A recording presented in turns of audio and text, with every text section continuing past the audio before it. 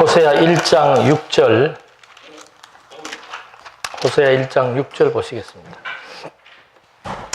고멜이 또 임신하여 딸을 낳음에 여호와께서 호세아에게 이르시되 그의 이름을 로르하마라 하라. 내가 다시는 이스라엘 족속을 긍휼히 여겨서 용서하지 않을 것입니다. 그러나 내가 유다 족속을 긍휼히 여겨 그들의 하나님 여호와로 구원하겠고 활과 칼이나 전쟁이나 말과 마병으로 구원하지 아니하리라 하시니라. 그러니까 이 호세아서는 역사적으로는 930년에 르호보암, 남쪽은 르호보암 시대 때 여로보암에 의해서 나라가 우리나라처럼 남북으로 이렇게 분열돼 버렸죠. 그래가지고 북쪽이 이제 722년도에 멸망을 하는데 790에서 750년 요 어간에, 그러니까 멸망하기 한 30년 전까지 이제 호세아가 예언을 하는 겁니다. 이때 북쪽 왕이 여로보암 2세예요. 이때가 북쪽 이스라엘이 가장 막강한 위력을 가시하고 나라도 굉장히 풍요롭고 그럴 때입니다. 그때 이제 호세아 선지자가 나타나가지고 이 북쪽의 행위가 어떤 것인지를 지적을 해주고 북쪽은 망한다. 근데 여기는 지금 남쪽, 그러나 유다는 어떻게 하겠다. 북쪽은 용서하지 않지만은 그러나 내가 유다 족속은 긍휼히 여겨서 용서하겠다. 북쪽은 그러니까 722년도에 아예 그냥 나라 자체가 아수르에 의해 가지고 없어져 버리는 겁니다. 그러니까 그게 우리가 이렇게 지도를 보더라도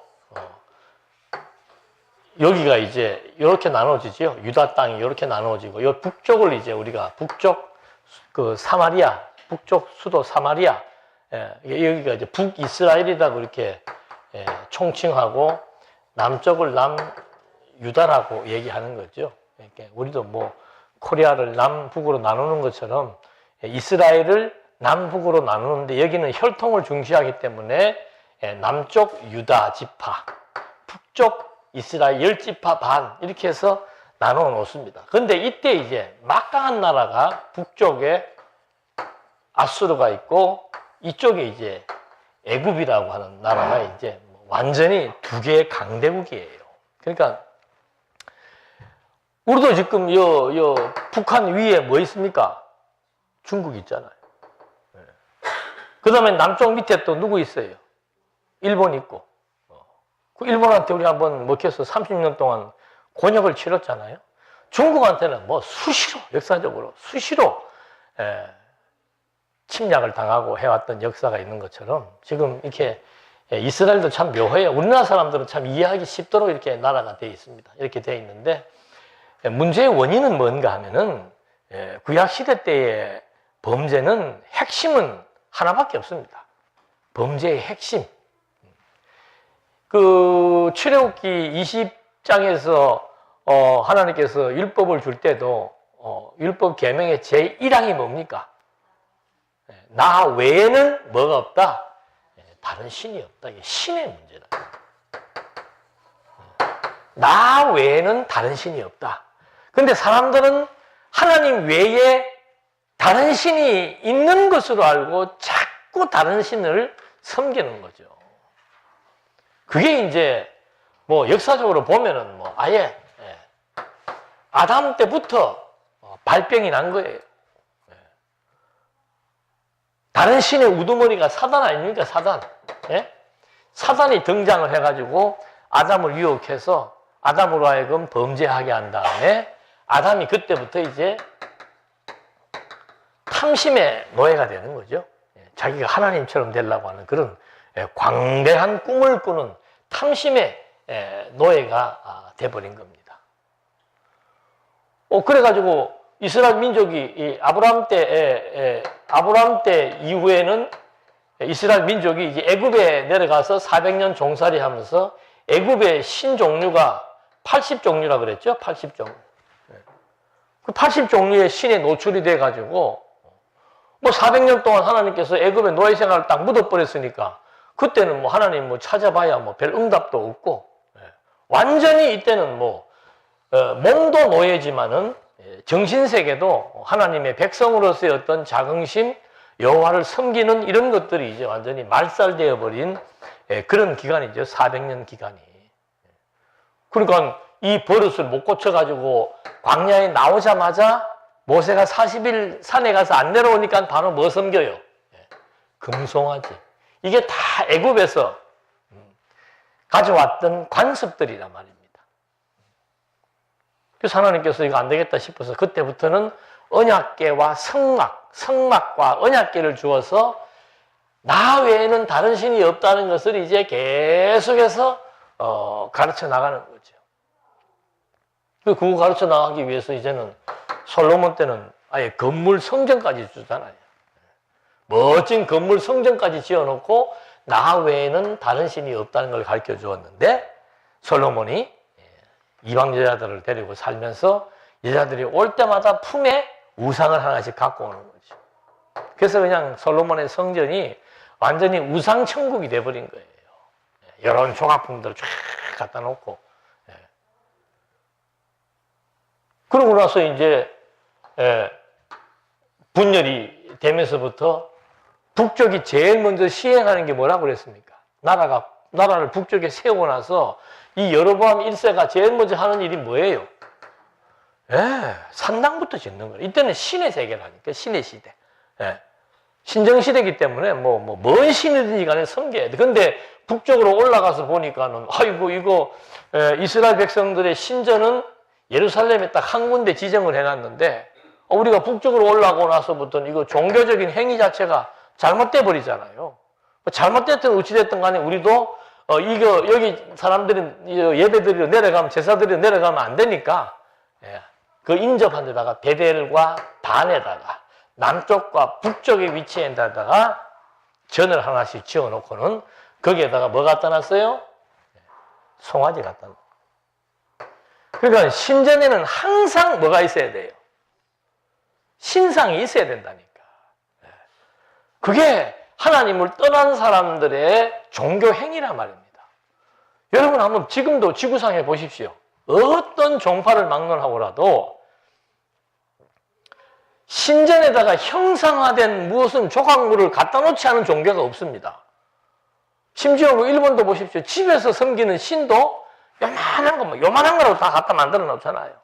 뭐 태국이나 필리핀이나 베트남이나 어디를 가도 방문 열고 들어가면은 전부 뭘 하나 이렇게 만들어 놓고 거기다 향 피워 놓고는 거기다 다 이거 하잖아요.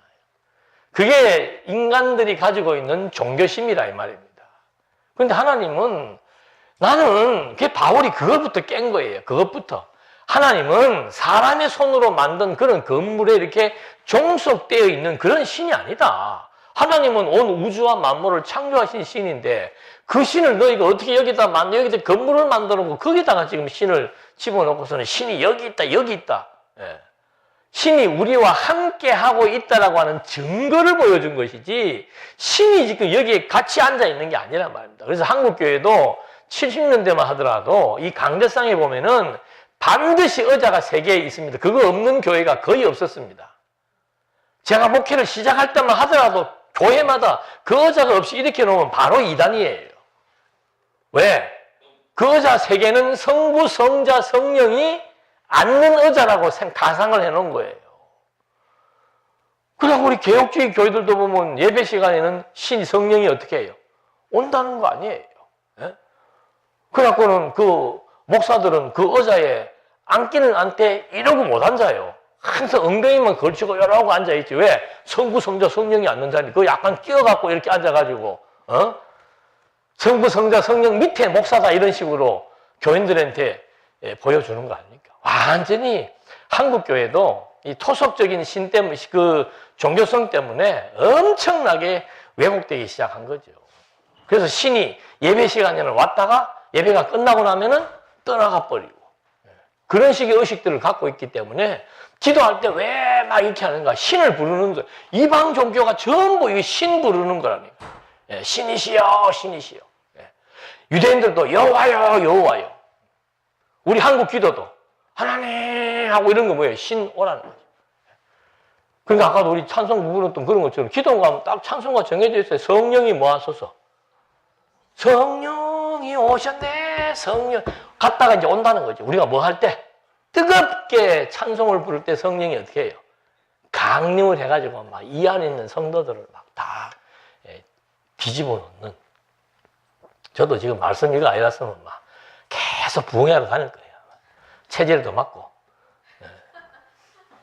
재밌잖아요, 그거 하면은. 완전히 나도 신들리고, 그거 막 무아지경에 들어가는 거예요. 그래서 이런 우상들이 이렇게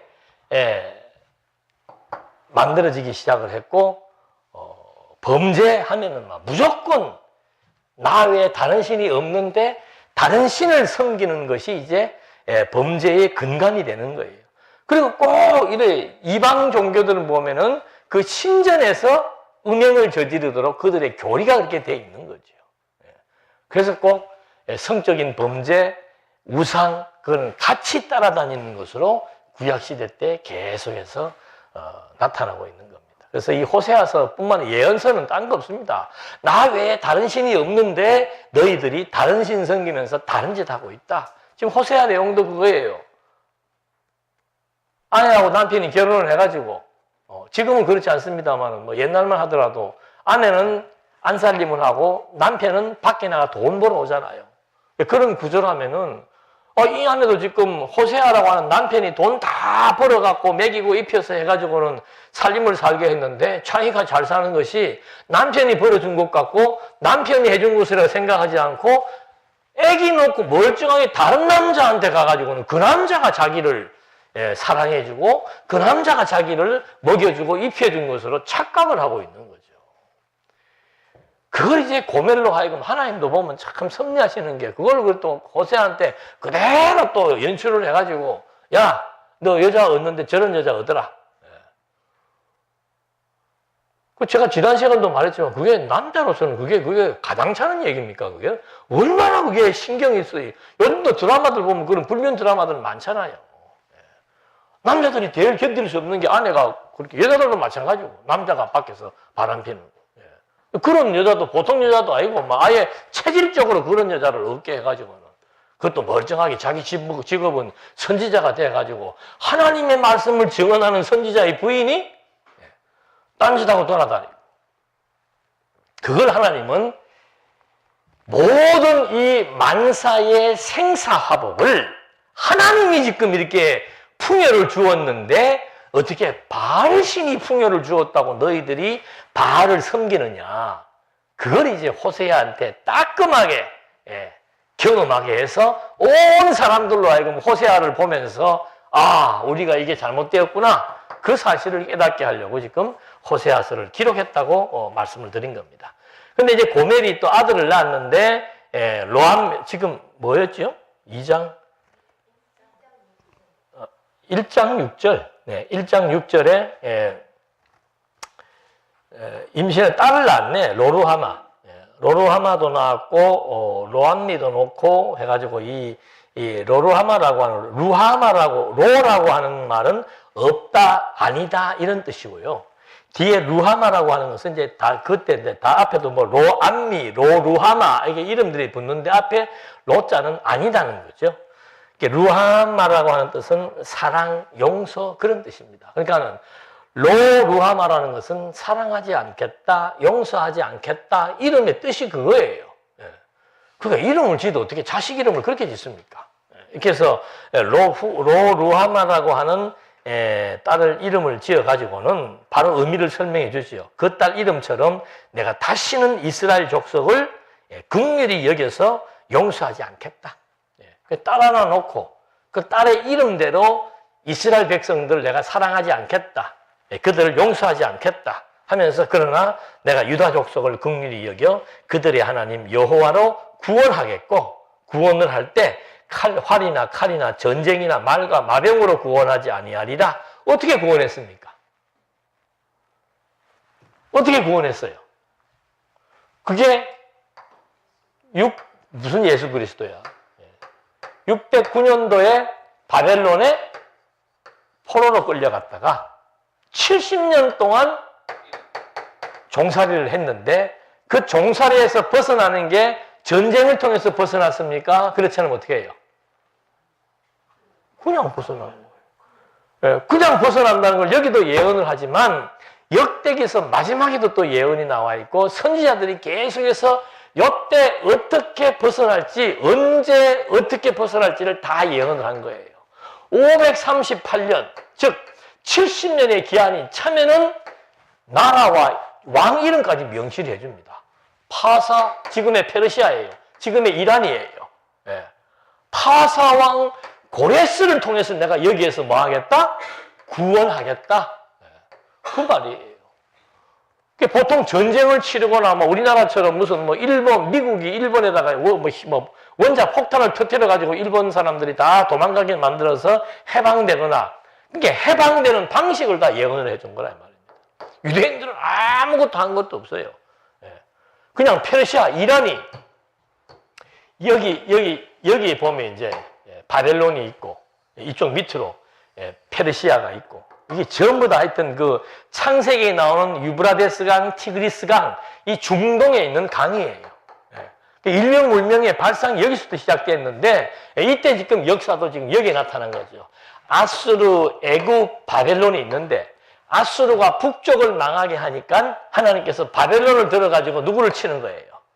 아수르를 치고 유다가 애굽을 의지하니까 하나님이 또 와가지고 바벨론을 통해서 애굽도 쳐버리고 그리고 남쪽을 여기다 끌고 가가지고는 바벨론에서 남쪽을 포로로 끌고 가지고는 바벨론에 70년 동안을 포로 생활을 시키는 거죠.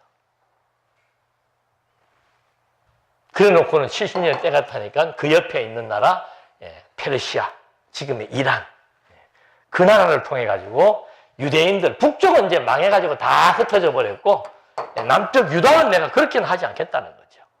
그래서 그 예언을 그대로 지금 여기서 해주고 있는 겁니다. 그러면서 고멜이 로루하마를 젖된 후에 또 임신하여 아들을 낳으며 자식도 많이 낳아. 아들을 낳으며 여호와께서 이르시되 그의 이름을 로암미라 하라. 암미라고 하는 뜻은 나의 백성이란 뜻이에요. 암미라고 하는 뜻. 그런데 앞에 뭐가 붙었어요? 로자가 붙는 바람에 나의 백성이 아니다. 태생적으로 기구한 운명을 타고 나타나는 겁니다. 너희는 내 백성이 아니요 나는 너희 하나님이 되지 아니할 것입니다. 근데 여기 중요한 접속사가 붙습니다. 그러나 이스라엘 자손의 수가 바다의 모래같이 되어서 헤아릴 수도 없고 셀 수도 없을 것이며 전에 그들에게 이르기를 너희는 내 백성이 아니라 한 그곳에서 그들에게 이르기를 너희는 살아계신 하나님의 아들들이라 할 것이라. 옛날에도 그런 일이 있었다. 애굽에 종살이하고 있을 때, 애굽에 종살이하고 있을 그때 내가 너희들을 뭐라 불렀다? 내 백성이 아니라고 했던 노예 생활을 시켜서 거기에서 해방할 때 내가 너희들을 내 아들이라고 했다. 저는 아침에 계시를 많이 봤는데 아침에 출애굽기 4장 22절인가 보니까는 그게 놀라운 얘기가 있어요. 하나님이 모세를 불러가지고 너 바로한테 가서 이제 이 민족 해방시키라고 얘기해라. 근데 어떻게 얘기를 하는가 하면은 모세한테 가서 우리 여호와 하나님이 내 아들과 내 장자들을 보내라 라고 얘기해라 이 말입니다. 그러니까 애굽에 노예 생활하는 백성들을 누구예요? 하나님의 아들이. 내 아들이라고 얘기했고 그들을 내 장자라고 얘기합니다. 여러분 출애굽할 때 그 이집트의 애굽의 장자들을 다 죽여버렸잖아요. 왜 장자들을 다 죽였는지 아세요?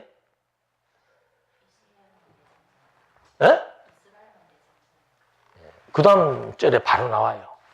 내 장자를 돌려보내지 않으므로 너희 놈들의 장자를 내가 어떻게 하겠다? 죽여버리겠다. 바로 그 다음 절에 나와요. 그러니까 아까도 오전 시간에 말씀드린 성경을 봐도 그 성경에서 뭐가 이렇게 살아서 이 글이 튀어나와야 되는데 안 태어나고 그냥 이렇게 문자적으로 이렇게 읽어 내려가는 것들이 많다니까요.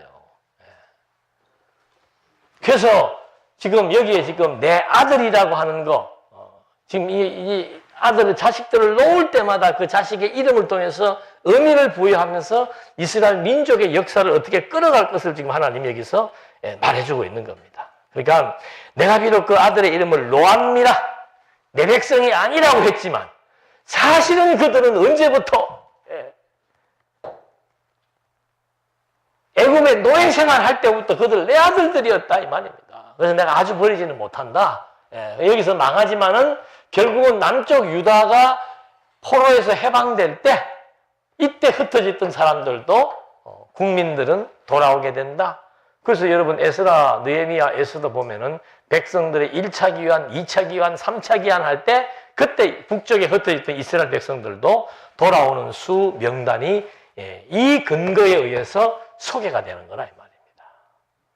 그러니까 이스라엘 백성들에게 이런 지금 포로 생활을 하나님이 겪게 하고 북쪽을 망하게 하면서 회복될 것을 지금 다 예언을 해주는 거죠. 그러나 이 회복이 되는데도 나중에 좀 더 있다가 보십시다. 자, 이렇게 이제 지금 자기 몇 절까지 했죠? 10절. 그러나 하면서 이제 아들들이라고 얘기를 해요. 그러면서 이에 유다 자손과 이스라엘 자손이 함께 모여 한 우두머리를 세우고 그 땅에서부터 올라오리니 이스라엘의 날이 클 것입니다. 이게 누구예요? 한 우두머리가.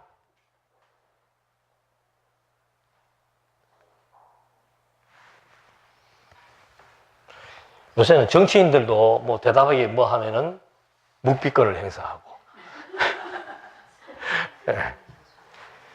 그러니까 이제 이것만 보지 말고 다른 예언서들이나 다른 역사서를 보면은 이스라엘 민족이 여기서 포로에서 해방될 때 에스라 보니까는 누가 등장을 합니까? 스룹바벨이 등장을 하는 거예요. 유다 지파에서 이게 뭐라고 나와 있어요? 유다 자손과 이스라엘 자손이 함께 모여 한 우두머리를 세우고 그 땅에서부터 올라오리니 이스라엘의 날이 크실 거니라. 그러니까 남북에서 합쳐져 가지고 한 우두머리는 지도자잖아요. 그 지도자는 누구 지파에서 나옵니까? 유다 지파에서 나오는 거예요. 근데 선지자들이 계속 예언을 하는 게 뭔가 하면은 이때까지는 포로로 끌려가기 전까지는 왕에 의해서 나라가 다스려졌다 이 말이죠. 근데 포로에서 회복될 때는 왕이 아니고 식민 통치 시대란 말입니다. 이때부터는 예수님이 오실 때까지가. 이때부터 예수님 오실 때까지 약 한 470년 동안은 식민 통치 시대예요. 그러니까 이때는 이제 남북이 모여가지고 누구를 통치자로 세우는가 하면은 유다 지파에게서 총독 스룹바벨이 등장을 하게 된다고 여기서 예언을 해주고 있는 겁니다. 그러니까 유대인들이 실제로 그래요. 스가랴 학계를 보면은 그 당시 사람들이 스룹바벨을 누구로 알았다? 메시아로 한 거예요. 그러니까 이 메시아에 대한 예언은 어디에 많이 나오는가 하면은 직접적인 예언은 전부 이 선지자들이 포로 시대 때 메시아에 대한 예언을 하는 거죠. 근데 메시아가 이때 바로 등장을 한 게 아니고 실제로는 식민정치 하에서 총독이 이제 등장을 한 거예요. 그럼 여러분 생각을 해보십시오. 예수님을 왜 메시아로 믿지 않는가? 자, 이때부터 보십시오. 바벨론, 파사, 헬라, 로마 계속해서 유대는 식민국가로 지금 남아있는 겁니다. 그러면 식민지 생활을 하는 국민들이 가장 바라는 소망은 뭐예요? 이스라엘 백성들이 사사시대를 겪으면서 이 12지파가 흩어져 움직이면서 이 민족을 하나로 결집시킬 수 있는 왕이 필요하다라고 말했던 것처럼 여기는 식민시대에 지금 몇백 년을 식민시대를 겪고 몇백 년 식민시대를 겪으면서 민족들이 그리고 그리는 사람은 누군가 하면은 이 민족을 식민 통치로부터 벗어나서 다윗과 같이 통일된 왕국을 세울 수 있는 메시아를 꿈꾸고 있단 말입니다. 그건 유대인들은 당신이 메시아다 그러면 바로 증거를 보여라. 너 우리를 로마로부터 해방시켜라. 우리를 다윗 때처럼 왕국을 세워봐라. 그게 메시아에 대한 증표로서 유대인들이 가지고 있는 메시아 사상이란 말입니다. 그런데 예수님은 오셔가지고 나는 세상 나라의 왕이 아니다. 가짜다. 이렇게 유대인들은 보게 되는 거죠. 그래서 유대인들이 메시아를 믿지 않을 수 있는 이유는 충분합니다. 이것만 하나만 가지고도. 예. 우리도 그렇잖아요. 계속 식민생활 했으면은, 야, 언제나 해방이 되려나, 언제나 해방이 되려나. 식민이 아니고 남북이 분단만 되었어도 70년 가까이 애기들부터 우리는 어릴 때 무지하게 뭐 통일, 우리에서 오는 통일, 농담꿔도 불렀어요. 남북이 분단만 되어서도 통일 노래를 사무치게 불러왔던 민족인데, 이 민족은 400~500년 동안 식민지 생활을 하니까 우리 민족이 언제나 해방이 되어가지고 정말 국가다운 국가를 세울 것인가. 꿈에도 그리는 거죠. 꿈에도 그리는 거. 지금도 유대인들은 메시아를 기다리고 있다니까요. 다윗 때와 같은 그런 왕국을 기대하고 있는 거죠. 예수님이 오셔가지고는 나는 세상 나라의 왕이 아니고 하나님 나라의 왕이라고 얘기했을 때 유대인들이 거기에 특히 성경에 해박했던 바리새인들은 그거에 대해서 거부 반응을 일으킬 수밖에 없다 이 말입니다. 그래서 나중에 우편 강도도 비웃잖아요. 그 팻말에다가도 뭐라고 써놨어요? 유대인의 왕이라고 써놨잖아. 그 말은 조롱하는 말이에요. 유대인의 왕이라면 네가 나라를 지금 다윗처럼 세워야 되는데 십자가에서 이게 뭔 짓이냐 이거죠. 그러니까 오른쪽에 있는 강도가 너는 왼쪽인지 오른쪽인지 뭐라도 하여튼 당신이 왕이냐? 왕이면 너부터 한번 구원해봐라. 그런 조롱을 하는 이유도 왕에 대한 개념이 세상적인 왕이냐 하나님 나라에 대한 왕이냐 이 차이가 엄청난 격차를 보이게 된 겁니다. 그래서 이때도 계속 이 사람들은 이제 이스라엘 민족 이 포로 생활에서 해방시키고 이 나라를 세울 왕 총독을 이 사람들이 기다렸다는 얘기를 하는 겁니다. 그러면서 이제 2장 1절로 넘어가서는 관계 회복에 대한 예언을 해줍니다. 패망할 것과 하나님과의 관계가 회복될 것을 예언해 주는데 2장 1절로 보십시다. 너희 어머니와 논쟁하고 논쟁하라. 그는 내 아내가 아니요 나는 그의 남편이 아니라 그가 그의 얼굴에서 음란을 제하게 하고 유방 사이에서 음행을 제하게 하라. 구약의 율법에는 부모님하고 논쟁하면 됩니까? 안 됩니까? 부모 말을 순종하라 그랬잖아요. 근데 여기는 호세아는 네 애미라 그러면 안 되지. 네 어머니하고 가서 완전히 조롱하는 거예요. 가서 너 엄마하고 가서 너들 얘기 한번 해봐라. 그게 사람이 할 짓인가? 그 얘기 해주는 겁니다. 그러면서 그는 내 아내도 아니다. 나는 그의 남편도 아니다. 그가 그의 얼굴에서 음란을 제거해야 된다. 그러니까 이게 어미하고 논쟁하라는 이유는 어미가 지금 완전히 음행을 하고 있다는 거죠. 그렇기 때문에 그 어미의 음행에 대해서 지적을 해라 이 말입니다. 똑같은 얘기예요. 이 당시에 이스라엘 백성들이 지금 완전히 바알과 아세라, 바알은 남성신이고 아세라는 여성신 부부예요. 세트예요. 그 신들을 섬기고 있으니까 너희들은 완전히 음행한 여인하고 똑같다는 거죠.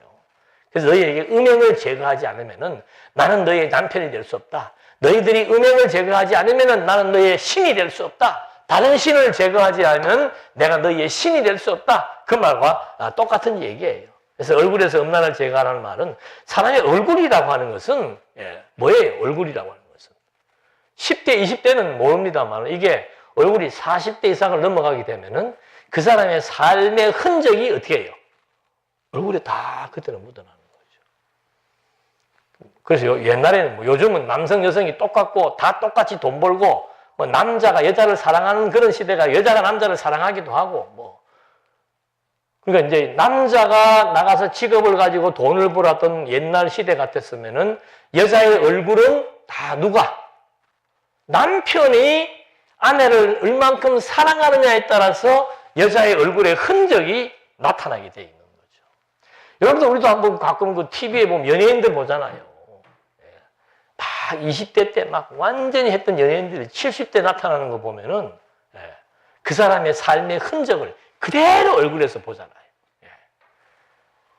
그래서 지금 이 얼굴에 있는 음란을 제거하라라고 얘기를 하면서 예, 그 다음에 뭐라고 얘기하는가 하면은 그의 얼굴에서 음란을 제거하게 하고 유방 사이에서 음행을 유방 사이라고 하는 말은 예, 가슴에서 제거하는 가슴은 뭐예요? 다른 말로 하면 마음이에요. 마음. 예. 이미 마음이 떠났다는 거죠. 그래서 이 솔로몬도 지킬 만한 것보다 아들아 마음을 그 말은 뭡니까? 네 마음이 하나님에게서 떠나버리면은 그거는 참 힘든 거라는 거죠. 예수님도 그러잖아요. 아이고 너가 나한테 뭐 제사 드린다고 와가지고 열심히 제사를 드리지만은 이미 너희들에게는 차라리 제사 드리는 것보다 순종이 낫다. 그 말은 뭡니까? 마음에 없는 제사 드리지 마라 이 말입니다. 너희가 뭐 금식한다고 뭐 슬퍼한다고 하는데 아니 그래 금식하고 하면 금식이라는 것은 슬퍼하고 고통받는 건데 금식하면서 뭐 한다고 머리에 포마드는 바르고 깨끗하게 멋을 내고 하면서 빤질거리고 돌아다니는 게 뭐가 금식이냐? 이사야에서 그 말이 나오는 거예요. 그러니까 마음에 없는 종교 생활 이거는 하나님이 원치 않는다는 거죠. 그러니까 이미 이 여자는 내 아내도 아니고 나는 그의 남편도 아니고 예, 그에게서 음행을 제거하지 않는다면은 나하고 아무 상관이 없다. 이스라엘 백성들이 지금도 하나님, 이게 우리가 저 신약에서 보면 교회를 신부라 그러잖아요. 신부. 그리스도를 신랑이라 부르고. 그러니까 신랑과 신부의 관계. 그래서 하나님께서 처음에 남자를 만들고 그 다음에 여자를 만들 때 이거를 한 몸이라고 얘기하잖아요. 한 몸. 하나의 DNA를 가지고 여자를 만들고 남자를 만들어서 뼈 중에 뼈요, 살 중에 살이라. 이거는 뭐 하나의 생명체다 그런 뜻입니다. 그래서 남자를 신랑으로 비유를 하고 저기 누구야? 저기 어디예요? 아가서에는 여자는 신부로 비교를 합니다. 이게 이제 바울이 터득한 이것은 그리스도와 교회의 관계다. 신랑과 신부의 관계라고 하는 것은 그리스도와 교회의 관계다. 그래서 신랑은 아내를 사랑하는 거. 이거는 신랑 되신 그리스도가 교회를 사랑하는 것이고 그 그리스도의 사랑에 힘입은 교회 성도들은 마음으로 그리스도에게 순종하는 것. 이것이 그리스도와 교회와의 아름다운 관계다. 이걸 이제 에베소서에서 말해주고 있는 것처럼 여기에서는 남편과 아내의 이 부적절한 관계를 통해서 이스라엘 민족들의 음행적인 사건에 대해서 지금 여기서 말해주고 있는 겁니다. 그러면서 그렇지 않다면은 3절 내가 그를 벌거벗겨서 그 다니던 날과 같게 할 것이요 그로 광야같이 되게 하며 마른 땅같이 되게 하여 목말라 죽게 할 것이며 내가 그의 자녀를 긍휼히 여기지 아니하리니 이는 그들이 음란한 자식들입니다. 호세아하고 관계 속에서 놓기도 했지만 밖에 나가서 또 놓고 왔나 봐. 밖에 나가서 임신을 해가지고 들어왔나 봐요. 그러니 그 남자의 심정이 그거 어떻겠습니까? 이걸 내가 지금 인간이라고 데리고 살아야 돼. 근데 하나님은 어떻게 하라고 그랬어요? 하나님이 그런 명령 안 했으면 100명이 뭐 선지자이라 뭐라도 다. 지금 여러분 이혼이라고 하는 게 이 시대는 이혼이라고 하는 게요.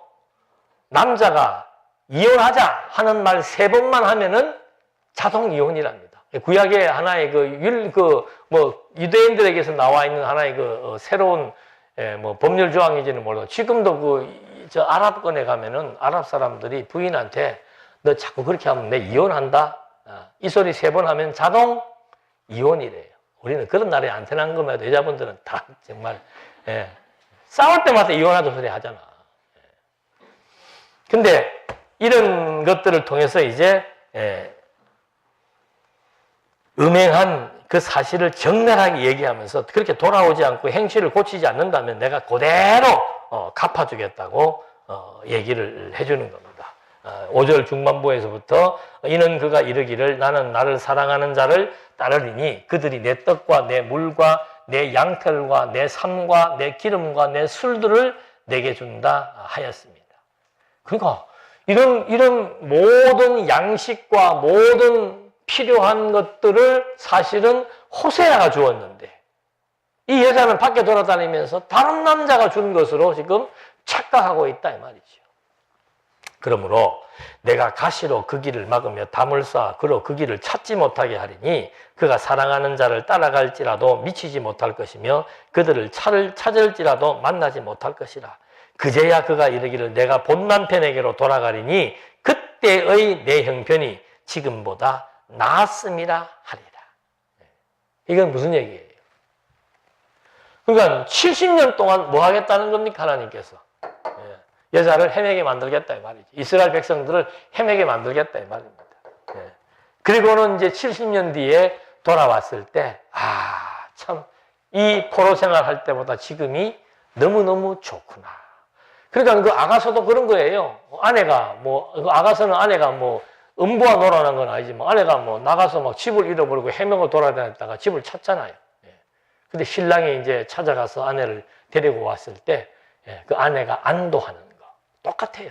우리가 하나님을 모르고 또는 하나님을 알았다 하더라도 자기 욕심 때문에 탐욕이라고 하는 것이 탐심이라고 하는 것이 우상숭배라 그러잖아요. 신을 내 탐심의 도구로 삼는 거예요. 내가 신을 믿게 되면은 신이 나에게 뭘 해줄 것이다. 내 욕망을 충족시켜 줄 것이다. 그걸 우리가 신학적인 용어로 기복주의 신학이라고 얘기한다 이 말입니다. 여러분 기독교는 그런 거 아니에요. 엊그저께 사경회할 때도 얘기하고 교회에서도 한번 얘기했습니다만 예수님이 제자들에게 뭐라고 얘기합니까? 마지막 유언이 고난받아라. 너희들 나 따르려면은 너희들한테 주어진 십자가 지고 따라라. 사도 바울은 또 디모데에게 너도 고난받아라. 그런 종교가 기독교입니다. 그러니까 고난을 대모임하는 게 뭐예요? 그 기독교예요. 빨리 교를 바꿔야 돼. 고난이 무서운 분들은 종교를 바꿔야지 이 안에 있는 한 죽을 때까지 우리는 뭘 면할 수가 없어요. 고난을 면할 수가 없다니까. 아빠 우리는 왜 교회가 이렇게 안 돼? 진아가 어릴 때 그 얘기를 하더라. 이번에 잡혀 들어간 이재록이가 옛날에 한번 TV에 나와가지고 막 이거 스프레이 뿌려가지고 이슬 내리는 그거를 촬영해가지고 성령이 내린다고 막 교인들은 미쳐버리는 거죠. 막 찬송을 부르니까 이슬이 내려. 근데 뒤에서 그걸 뿌리는 거예요. 위에서. 그러니까 이슬이 내리니까 성령이 여러분 내가 또 이렇게 흥분하네. 구약 성경에 성령이 이슬처럼 내린다 그랬잖아요. 그러니까 지금 성령이 여기 지금 내리겠다고 하니까 교인들이 막 신이에요. 신. 다른 신. 그때 막 지금 십몇만 명이더만 그 기재록 그 교회가 교인이. 그러니까 어린 진아가 봤을 때도 저렇게 큰 교 자기는 어릴 때부터 우리 교회만 다녔으니까 교회가 저렇게 클 수가 있나? 십몇만이 모이는 교회를 TV로 비추면서 막 그 교회가 이상한 교회라고 TV에 나오니까 아빠 근데 저 교회는 왜 이렇게 사람이 많아? 그때 제가 한 말이 생각이 나서 하는 거예요. 저 교회는 사람들이 원하는 것을 지금 말해주고 있고 사람들이 요구하는 것을 충분하게 들어주는 교회다. 그러니까 사람들이 많이 모인다. 그때는 제가 고난을 대물림한다 이런 말은 안 했습니다만은 기독교는 사람이 요구하는 대로 이루어지는 게 기독교가 아니고 하나님의 뜻대로 되어지는 것이 기독교이기 때문에 하나님의 뜻대로 되어진다고 설명을 하니까 사람들이 듣기에는 내 뜻이 지금 필요한데 신의 뜻을 자꾸 얘기하니까 멀어질 수밖에 없다. 들리지 않을 수밖에 없다. 그런 얘기를 해준 기억이 나는데 똑같은 거예요.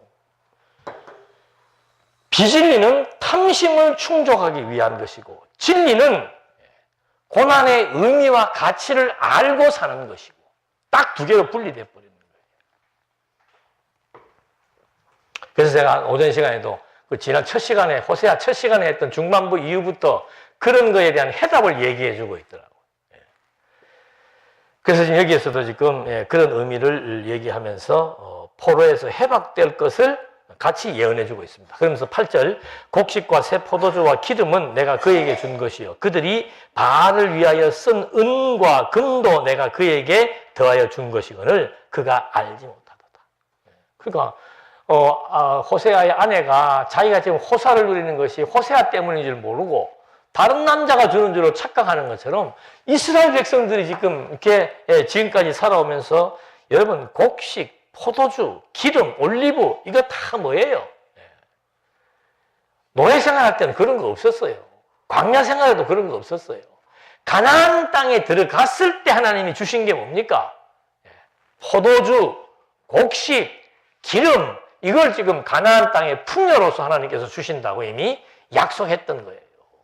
그러니까 유대인들에게 포도라고 하는 것은 우리가 여기 지금 우리는 천지가 포도 아닙니까? 우리가 보는 포도하고 유대인들이 포도하고 보는 포도하고 의미가 달라요.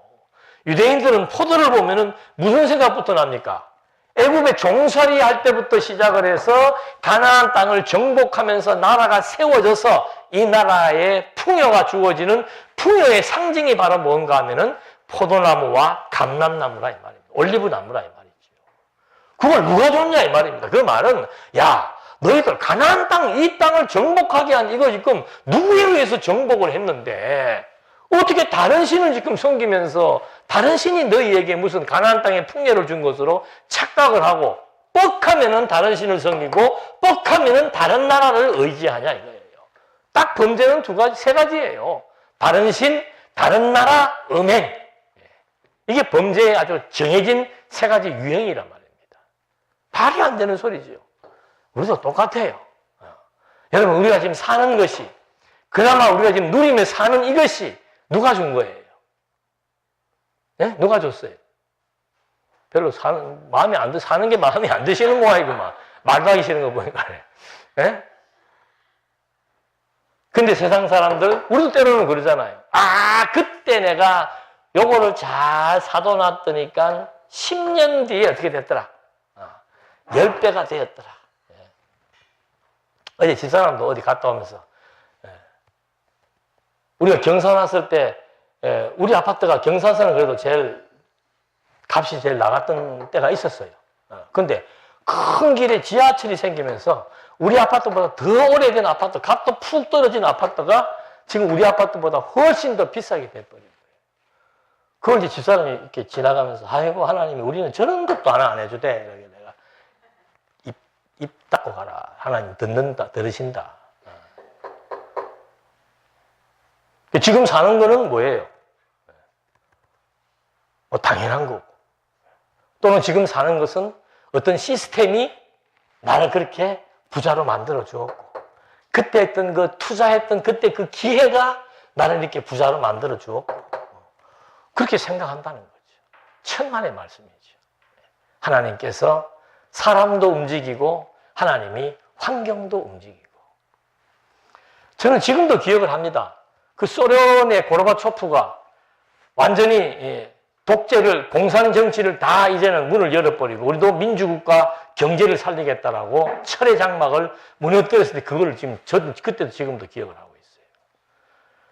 또 역사적으로 놀라운 충격의 사건이 지금 대한민국에서도 일어나고 있잖아요. 남과 북이 만나 뒤에서 쓴소리하게 좋아하는 사람들이 쓸데없는 걱정들 하고 있지만 저 정도 되면 이제 남북은 서로 왔다 갔다 하는, 벌써 하늘길 열렸고 지금 벌써 이제 도로공사 계산 나오고 철도 견적 나오고 그러잖아요. 그 누가 하는 거예요? 김정은이가 스위스 유학파라서? 그럼 스위스 유학 갔다 오면 다 그렇게 사람들이 그런 사람이 됩니까? 트럼프는 미국에서 좋은 학교 나오고 돈 많아도 여러분 트럼프가 그렇게 좋아 보입니까? 우리 눈에? 그런 거 아니에요. 그래서 하나님께서 교회의 성도로 삼는 것도 바울이 너희의 부르심을 보라. 그렇게 세상에 대단하고 많이 배우고 많이 가지고 고상하고 고린도교회 몇 사람이나 있냐? 그 얘기를 하는 거잖아요. 하나님이 정말 삶과 죽음과 안전과 일어섬과 모든 환경과 여건을 하나님이 다 나 외에는 다른 신이 없다. 그 사실을 지금 하나하나 여기서도 확인시켜주고 있는 거죠. 몇 절이에요? 9절. 그러므로 내가 내 곡식을 그것이 익을 계절에 도로 찾으며 내가 이 새 포도주를 그것이 맛들 시기에 도로 찾으며 또 그들의 벌거벗은 몸을 가릴 내 양털과 내 삶을 빼앗으리라.